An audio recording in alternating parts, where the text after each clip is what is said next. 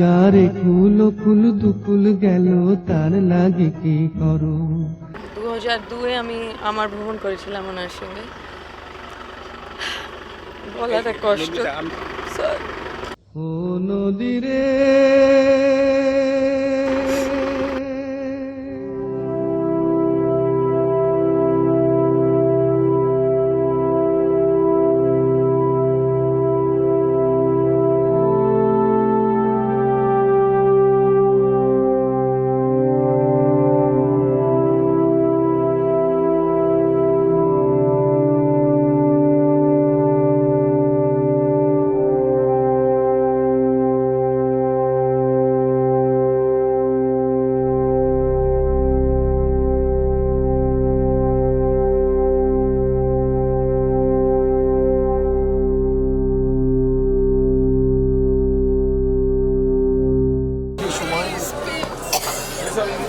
আমি ওকে চিনি, আমি কোনোদিন ছবিতে আসার আগে আমার বাবা মার বন্ধু ছিল। এখন ভালো লাগছে না, আত্মীয়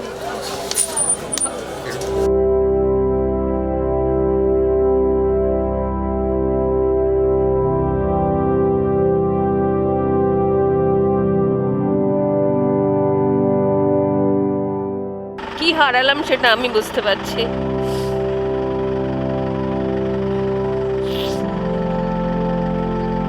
এই ক্ষতি পূরণ হবার নয়, যে ক্ষতিটা হলো আমাদের ইন্ডাস্ট্রি, ভারতীয় সিনেমার অ্যাজ ওয়েল অ্যাজ ইন্টারন্যাশনাল সিনেমার।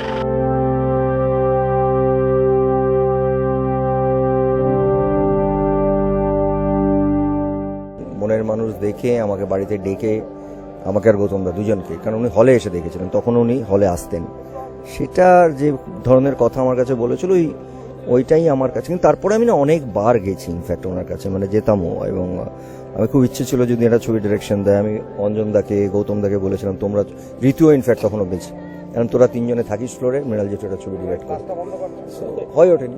নিবিড় আধার নেমে আসে ছায়া ঘন কালো রাত।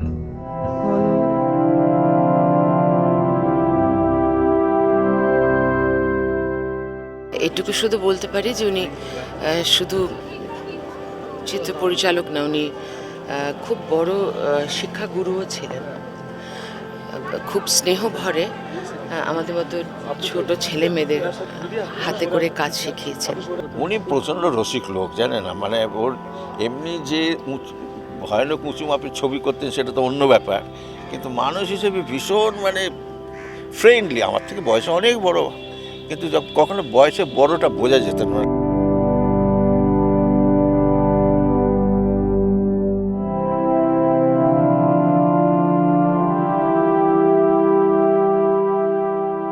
উনি বরাবর আমাকে আমার মাকে লাস্ট 20 বছর ধরে উনি বলে আসতেন যে আমাকে যদি মরে যাওয়ার পর ওই ফুল টুল দিয়ে ঢাকা দিয়ে রবীন্দ্র সদনে রেখে দিস, তাহলে ভূত হয়ে তোদের ঘাড় ভেঙে দেবো।